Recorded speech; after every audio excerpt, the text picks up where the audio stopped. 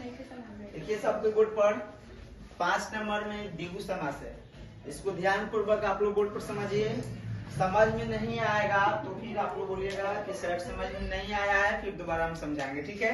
चलिए इसका डेफिनेशन हम लिखे हैं कि वह समास जिसका पूर्व पद संख्यावाचक विशेषण हो उसे द्विगु समास कहते हैं, ठीक है।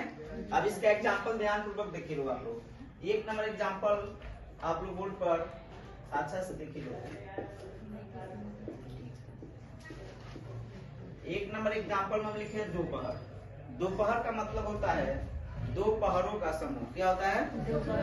2 पहरों का समूह। तो दोपहर में 2 देखो तो पहले आया है कि नहीं? इसमें संख्या क्या आया है? 2 आया है ना। तो जिसमें संख्या पहले आएगा उसे क्या कहेंगे? द्विगु समास। क्या कहेंगे? द्विगु समास। 2 नंबर एग्जांपल देखो। तिरंगा।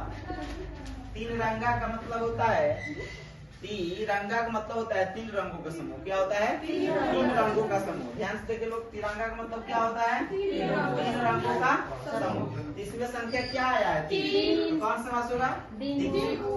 3 नंबर एग्जांपल देखो सबके बोर्ड पर। सप्ताह। सप्ताह का मतलब होता है 7 दिनों का समूह। 7 दिनों का समूह। तो इसमें संख्या कितना आएगा? 7। ध्यान से देखो, इसमें संख्या कितना आएगा? 7। तो आप लोग हम बताए हैं वह समास जिसका पूर्व पद संख्यावाचक विशेषण होता है। क्या होता है? संख्यावाचक विशेषण होता है, उसे क्या कहेंगे? द्विगु समास। तो यहाँ देखिए सप्ताह में कितना संख्या आया है? 7। तो कौन समास होगा? त्रिफला। त्रिफला का मतलब आप समझते हैं? 3 फलों का समूह। क्या होता है? 3 फलों का समूह। तो इसमें भी क्या आ रहा है? 3 आ रहा है कि नहीं आ रहा है? इसमें क्या आ रहा है? 3 आ रहा है ना। उसके बाद देखिए लोग 5 नंबर एग्जांपल में चौराहा। चौराहा में तो ये कितना संख्या आ रहा है? 4 आ रहा है ना। 4 राहु का समूह।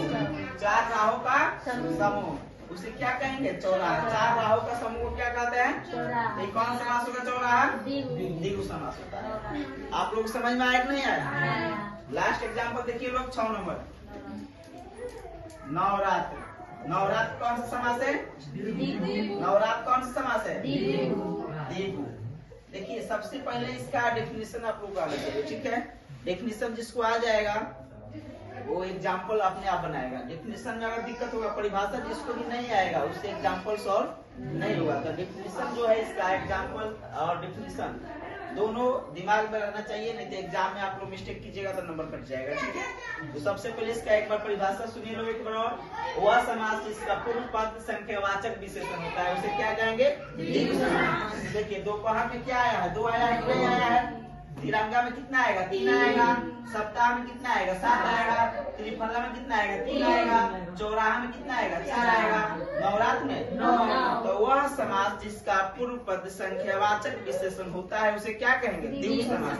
समझ में आ गया ना? कोई दिक्कत नहीं ना है? सब किसी को समझ में आ गया है? तो फटाफट बोर्ड पर से लिखे लो।